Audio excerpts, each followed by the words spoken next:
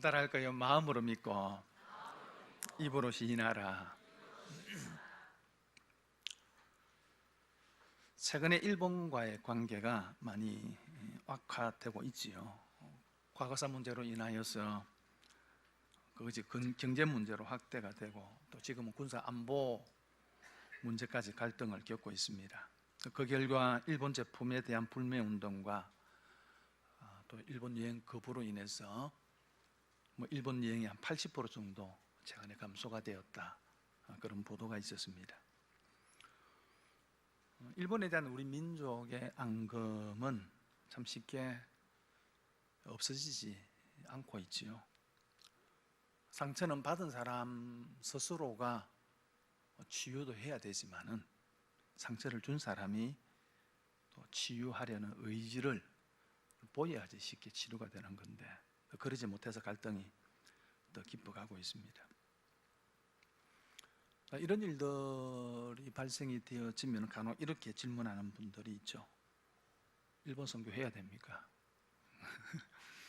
그런 날에 선교사 보내야 됩니까? 이렇게 묻는 분들이 간혹 있습니다. 우짜까요? 그래도 보내야 되지요. 복음은 사람을 가리지 않습니다. 복음은 민족적 감정을 뛰어넘어야 합니다. 그들도 하나님의 구원이 필요한 죄인들이기 때문이지요. 사도 바울에게 동족인 유대인들은 사실 그에게 가장 아픔과 고통을 주는 사람들이었습니다. 교회와 복음을 가장 박해하는 사람들이었습니다. 그럼에도 불구하고 바울은 유대인의 구원에 대한 간절한 소원을 포기하지 않았습니다.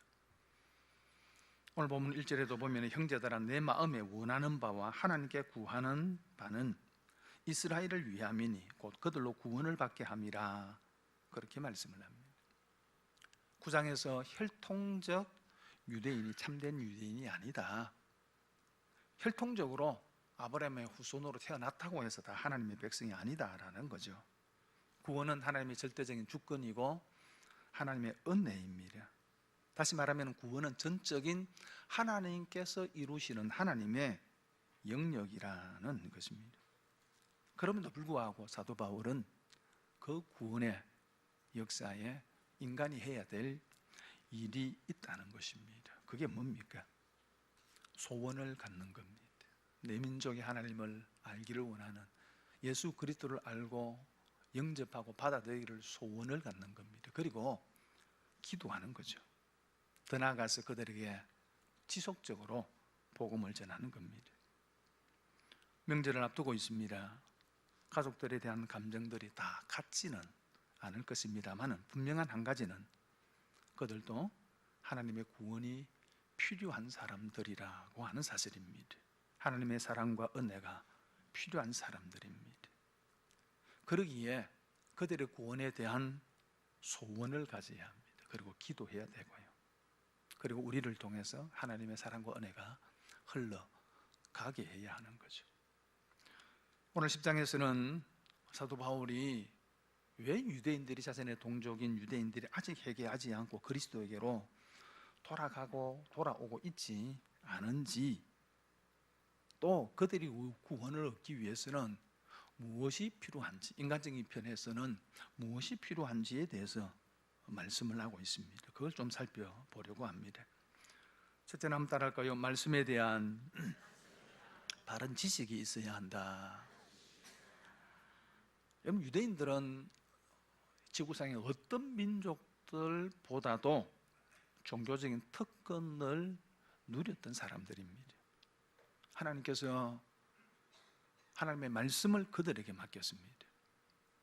그리고 뿐만 아니라 구약의 모든 제도가, 제사 제도를 비롯한 절기, 모든 제도가 예수 그리스도를 가리키고 있습니다. 그 모든 것들이 예수 그리스도의 모형이고 그림자입니다. 그리고 예수님이 다윗의 혈통 유대인으로 이 땅에 오셨습니다. 그럼에도 불구하고 왜 예수님을 받아들이지 못하고 있는가? 사실 사도 바울에게 있어서는 심각한 고민거리였습니다. 오늘 그 이유를 이렇게 이야기합니다. 그것은 그들이 진정으로 복음에 대한, 말씀에 대한 바른 지식이 없었기 때문이다. 그렇게 말씀을 합니다. 2절에 보면은 내가 증언하노니 그들이 하나님께 열심히 있으나 올바른 지식을 따른 것이 아니니라. 그렇게 말씀을 합니다. 열심이라고 하는 말과 지식이라는 말을 대조시키고 있습니다. 여러분, 이스라엘 백성들은 특별한 종교적 열심을 가지고 있었습니다. 그런데 그런 열심에 비롯해서 바른 지식을 가져야 되는데, 그러나 올바른 지식을 가지고 있지 않았다는 것입니다. 좀 다르게 표현하면 열심은 있었지만은 그 방향이 잘못됐다는 거죠. 여러분, 열심이 우리 신앙생활에 있어서는 필요합니다. 소중합니다. 신앙적 체험을 하려고 그러면은 열심히 신앙의 삶을 사셔야 됩니다. 하나님을 깊이 만나려고 그러면은 여러분 정말 열심히 하나님 앞에 나아가야 합니다. 그런데 그렇게 열심히 필요한데 그것의 방향이 잘못되면은 열심히 할수록 문제가 생깁니다. 자동차가 빨리 달리는 거 중요하죠. 그러나 잘못된 길에 들어서서 빨리 달리면은 빨리 가면 빨리 갈수록 목적지와는 더 멀어지는 겁니다. 유대인들의 열심이 그래였습니다. 오히려 그 열심이 예수님과 더 멀어지게 만들었습니다. 사도 바울 자신도 예수님을 만나기 전에는 열심히 특별한 사람이었죠. 그래서 예수 믿는 자들을 박해하고 교회를 박해하는데 앞장섰습니다. 그 결과 오히려 예수님과 더 멀어지게 됩니다. 오히려 그것이 예수님을 박해하는 일이 되죠. 그래서 예수님께서 바울을 만났을 때 뭐라고 이야기합니까? 사울아 사울아, 나는 네가 박해하는 예수다. 네가 지금 나를 박해하고 있다. 그렇게 말씀하셨습니다. 여러분, 우리 주위에서도 이런 사람들을 많이 보게 되어지지요. 이단들을 보십시오. 얼마나 열심히. 저는 이단들을 볼 때마다 이런 마음의 소원을 갖습니다. 우리 교회 성도들도 저만큼 열심히 하게 해 주옵소서. 그런데 문제는 성경에 대한, 복음에 대한 바른 지식이 없는 거예요. 그러니 오히려 예수와 복음을 더 욕되게 하는 거죠. 최근에 세상을 떠난 정두원 전 국회의원이 시사 프로그램에 나와서 이런 얘기를 하더라고요. 우리나라 역대 대통령들을 자기 나름대로 평가하는데 이 네 가지 기준을 가지고 평가를 했습니다. 똑똑한가, 무식한가, 부지런한가, 게으른가. 이 네 가지 기준을 가지고 이제 유능한가 또 그렇지 못한가 대통령들을 평가하는 것이었습니다. 여러분, 어떤 대통령이 가장 훌륭한 대통령일까요?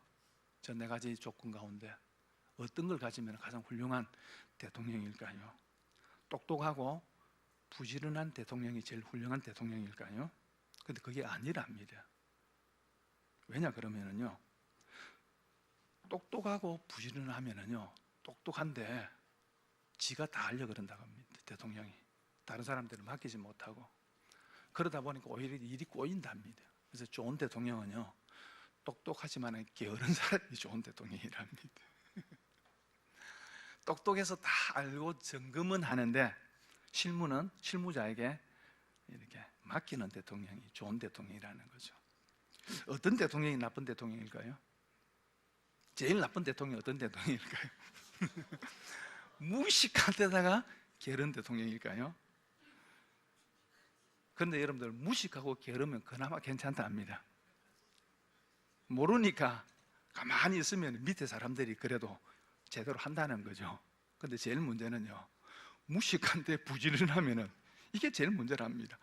아무것도 모르는데 오만 대 쑤시고 다니면은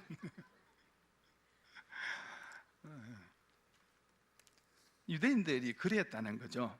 율법의 참된 의미와 목적을 알지 못하면서 열심만 내다 보니까 오히려 복음에 부딪히게 되고 결국은 복음을 거부하게 되었다는 겁니다.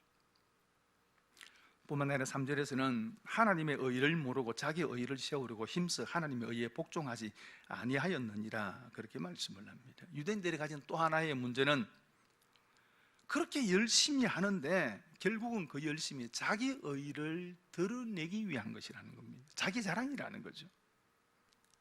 유대인들이 얼마나 율법을 지키는데 열심이었습니까? 얼마나 열심이었으면은 법이 하나님이 말씀하고 있는 것보다도 훨씬 더 그 이상으로 지켰습니다. 안식일을 거룩하게 지키라. 거룩이 뭡니까? 어떻게 거룩하게 지키는 겁니까? 성경 이야기하죠. 안식일에 일하지 마라라는 겁니다. 그럼 뭐가 일이냐? 짐을 나르는 것이 일이다까지는 성경이 이야기하고 있어요. 그런데 유대인들은 그러면 그 짐을 나르는 것은 어떤 짐이 나르는 것이냐 하니까 그걸 어디까지 나누냐고 하면요, 바늘을 옷깃에 꽂고 다니는 것도 일이다, 짐이다. 그 율법을 범한 것이라는 거죠. 일하지 마라, 뭐가 일이냐? 걷는 게 일이다. 안 움직이라는 그 말입니까? 그럼 얼마만까지 움직이면 되느냐? 안식일 날 2km 정도 이상 걸어가면 그 일이다. 그러면 안 된다. 안식일 날 불 켜지 마라. 불 안 켜고 어떻게 삽니까? 요즘 이스라엘 정통 유대인들도 이런 안식일을 지키지요. 그래서 금요일 날 6시만 지나면은 전기 스위치를 못 올려요. 집에 예술 냈다가 집에 들어왔는데 6시 30분이에요. 못 올려. 어쩝니까? 불 끄고 삽니까? 외국이나 안 그러면 종교를 믿지 않는 비종교인들에게 자세히 부탁합니다. 우리 집에 와서 스위치 좀 올려주세요. 호텔에 가면 안식일 엘리베이터가 있습니다. 매 층마다 자동적으로 열리도록, 스위치 안 열려도 열리도록 그런 엘리베이터가 있어요. 그죠? 여러분 얼마나 열심입니까? 그런데 이 열심이 결국은 자기 자랑을 위한 것이라는 것입니다. 내가 이만큼 한다는 자기 자랑을 위한 것이라는 거죠.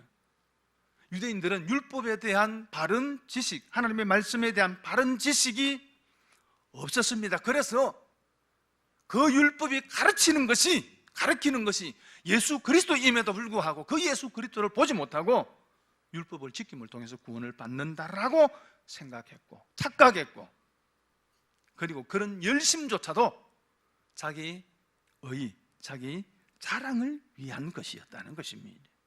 그러니 하나님의 구원이, 하나님의 은혜가, 복음이 그들 안에 자리할 곳이 없었습니다. 사랑하는 성도 여러분, 복음을 바르게 이해하시기를 바랍니다. 말씀을 바르게 이해하시기를 바랍니다. 그리고 열심히 하십시오. 그리고 또 한 가지는 따라서 할까요? 마음으로 믿고 입으로 시인해야 한다. 6절 말씀 같이 읽겠습니다. 시작. 믿음으로 말미암은 의인은 이같이 말하되 내 마음에 누가 하늘에 올라가겠느냐 하지 말라 하니, 올라가겠느냐 하면 그리스도를 모셔 내리는 것이요. 또 7절에는 혹은 누가 무성에게 내려가겠느냐 하지 말라 하니, 내려가겠다 하면 그리스도를 죽은 자 가운데서 모셔 올리려는 것이라. 그렇게 말씀을 합니다. 이게 무슨 말이냐 그러면 그리스도를 찾기 위해서 하늘에 올라갈 필요 없다 그 말입니다. 예수 그리스도를 찾기 위해서 음부 지옥에 내려갈 필요가 없다는 겁니다. 왜? 이미 그들 곁에 와 있기 때문이다. 그렇게 말씀을 합니다. 그래서 8절에 그러면 무엇을 말하느냐? 말씀이 내게 가까워 내 입에 있으면 내 마음이 있다 하였으니 곧 우리가 전파하는 믿음의 말씀이라. 이미 말씀이 그들 가까이 와 있다는 것입니다. 이 말씀은 단지 구약 성경의 말씀만 의미하는 것이 아니라 복음과 예수 그리스도를 이야기합니다. 이미 그들에게 복음이 전해졌고 그 복음의 말씀이 그들 가운데 있다 그 말이에요. 그러니 그 복음을 찾겠다고 쫓아다닐 필요 없다는 겁니다. 그럼 뭐가 필요합니까? 그리고 9절에 이렇게 이야기합니다. 같이 읽겠습니다. 시작.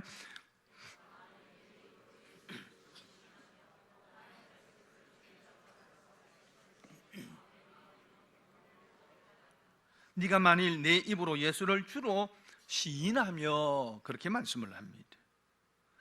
여러분, 하나님의 구원이 이루어지려 그러면은 예수를 나의 구주, 나의 주님이십니다라고 입으로 고백해야 돼, 시인해야 된다는 거죠. 예수가 주라는 말이 무슨 말입니까? 예수 그리스도께서 내 삶의 가장 존귀한 분이고 내 삶의 가장 높은 자리에 예수 그리스도를 모신다는 것입니다. 예수 그리스도만이 내 인생에 참된 주권자이시고 주이시다라는 고백이라는 거죠. 여러분, 이 고백이 우리의 믿음의 시금석입니다. 다시 말하면은 우리의 믿음을 판단하는 가장 최고의 기준이 내 입술에 이 고백이 있느냐라는 거죠. 예수 그리스도는 나의 주님이십니다라고 하는 고백이 있느냐라는 거예요. 그런데 입으로 시인하고 고백할 뿐만 아니라 마음으로 믿어야 한다, 그렇게 말씀합니다. 그래서 내 마음의 믿음이 구원을 받으리라고 말씀합니다. 여러분, 마음으로 믿지 않으면서 입으로 믿습니다라고 얼마든지 고백할 수 있습니다. 사람들은 종교적 환경에 익숙해지면은 종교적 모방도 가능합니다. 남들처럼 기도하는 것처럼 할 수도 있고요, 남들처럼 신앙 고백을 할 수도 있고요, 사도신경을 줄줄 암송해서 말할 수도 있습니다.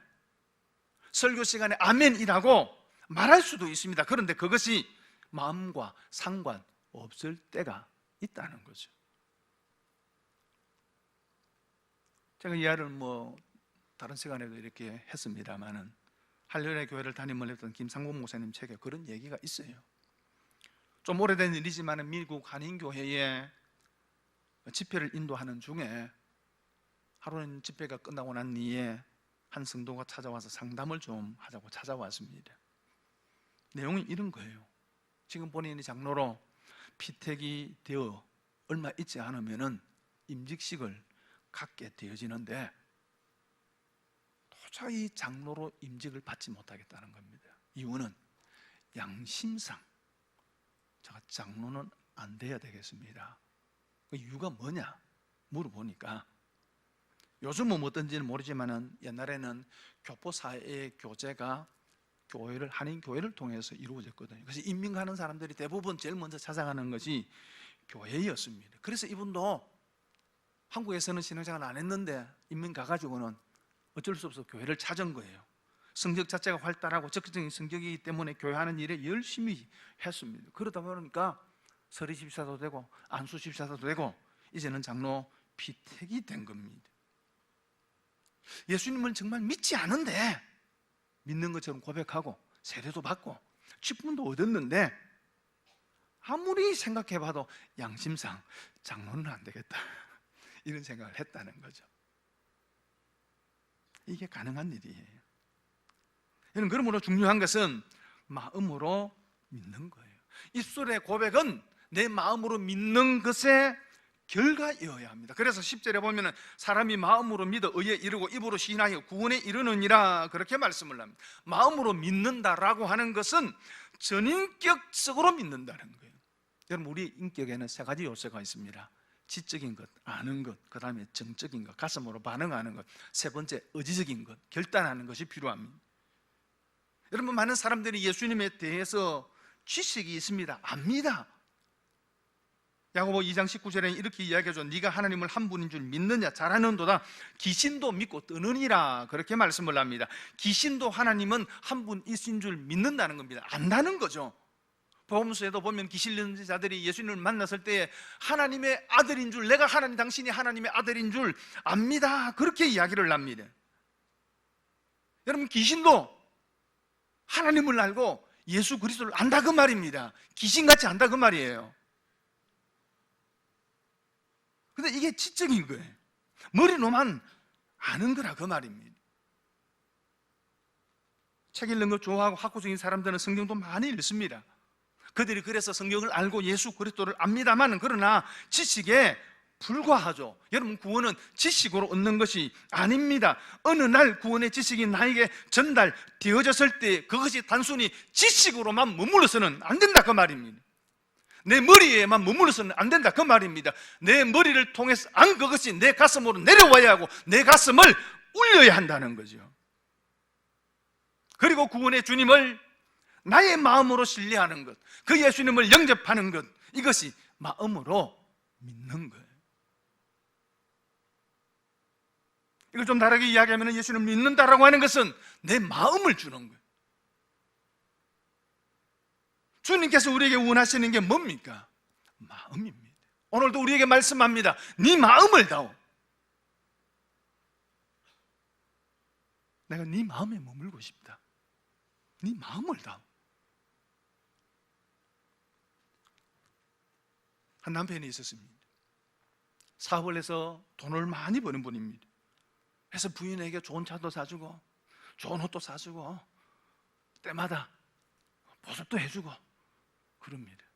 근데 어느 날 이 부인이 남편에게 심각하게 얘기합니다. 여보, 당신이 차도 사주고 내게 좋은 거 많이 해주는 거 좋은데 내가 당신에게 정말 원하는 것이 하나 있어. 뭔데? 말해봐라.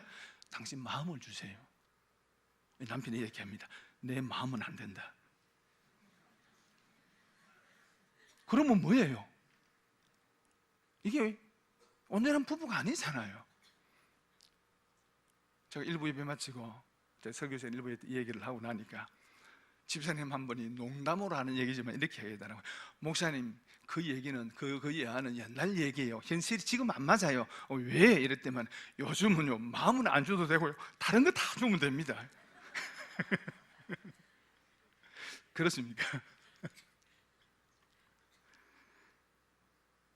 여러분, 하나님께서 오늘 또 예수님께서 우리에게 원하시는 게 뭡니까? 마음입니다. 이게 마음으로 예수님을 주로 믿는다라는 거예요. 이렇게 마음으로 믿을 때에 자연스럽게 나타나는 것이 입으로 시인하고 고백하는 거죠. 강기와 여러분 사랑은 숨길 수 없답니다. 강기는 반드시 기침을 하게 되어 있고요, 사랑하면은 반드시 입술로 고백하게 되어 있다는 거죠. 믿음도 마찬가지입니다. 마음으로 믿으면 입으로 시인하고 그러면 구원에 이르게 되는 거예요. 그리고 세 번째로는 따라서까지 복음을 전해야 한다. 우리가 복음을 듣고 예수님을 주로 믿음으로 구원을 받습니다. 여러분, 우리의 인생에 이보다 더 위대한 사건은 없습니다. 이보다 더 놀라운 경험은 없습니다. 그렇다면 침묵할 수 없죠. 말해야 하는 거죠.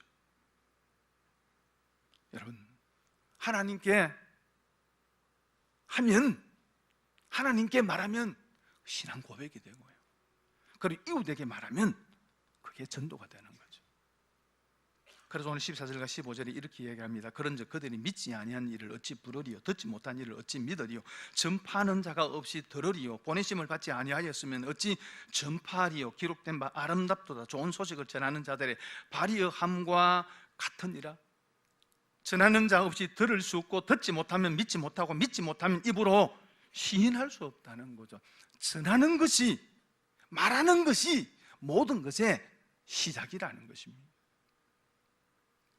이솝 우화에 이런 이야기가 있습니다. 어떤 동굴이 있는데 그 동굴에서는 말을 하면 안 돼. 침묵을 지켜. 말하면 그냥 죽는 거예요.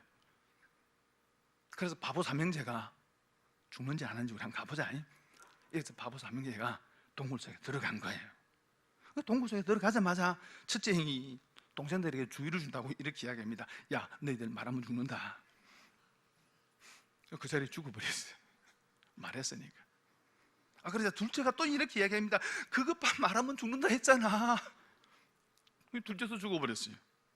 그럼 마지막 셋째가 가만히 있으면 되니 이렇게 이야기, 나는 아무 말도 안 했다. 그래서 셋 다 죽어버렸다는 겁니다. 무슨 얘기를 하는 거예요? 사람은 침묵할 수 없다는 겁니다. 인간이라는 존재가 입을 닫고 살 수 없다는 거죠. 말하지 않고는 살 수 없다, 그 말입니다. 내가 어떤 사실을 목격하고 어떤 것들을 경험하게 되어졌을 때에 사람은 반드시 말하게 되어 있다는 것입니다. 우리가 예수 그리스도를 마음으로 믿고 내 마음에 그 복음이 울림을 주고 감동을 주고, 그러면 입으로 하나님을 향해서 내 신앙을 고백할 뿐만 아니라 사람을 향해서도 말하게 되는 거예요. 한 성도가 교회 올 때마다 성경책을 옷 속에 이렇게 감추고 예배를 자꾸 참석을 해요. 그래서 어느 주일 예배를 마치고 목사님이 인사를 하면서 집사람한테 슬쩍 찔렀습니다. 집사님은 왜 자꾸 성경책을 숨기고 다닙니까? 하니까 이 집사님이 목사님 귀에 딱 대고 이렇게 얘기하는 겁니다. 목사님, 저는 하나님 나라의 스파이입니다. 스파이로 살립니까? 여러분, 저와 여러분은 스파이가 아니고 하나님 나라의 군사입니다. 우리의 삶으로 그리스도를 드러내야 되고 우리의 말로 드러내면서 살 사람들이에요. 말씀을 정리합니다. 구원은 하나님의 전적인 주권입니다. 하나님의 은혜입니다. 여기에 우리가 무엇을 해야 되는 건 없습니다. 그러나 우리가 하나님의 그 구원의 은혜의 통로가 되어야 됩니다. 그러기 위해서는 말씀에 대한 바른 지식이 있어야 됩니다. 그 바른 지식 위에 바른 열심을 가져야 됩니다. 진수엘 도르프라고 하는 분이 이렇게 이야기합니다. 내게는 오직 한 가지 열정이 있다. 그 열정은 주님, 오직 주님 한 분뿐입니다. 이 열정이 있어야 되는 거죠. 그리고 마음으로 믿어야 됩니다. 마음을 그리스도에게 주어야 됩니다. 그리고 말해야 됩니다. 하나님을 향하여 말하는 것을 통해서 우리의 신앙을 고백하고, 하나님을 향해 말하는 것을 통해서 하나님을 찬양해야 되고, 하나님을 향해 말하는 것으로 하나님께 기도해야 되고, 그리고 이웃을 통해서 말하는 것을 통해서, 나를 통해서 이 복음이 흘러가게 해야 합니다. 오늘도 이렇게 살아가는 저와 여러분 되기를 바랍니다.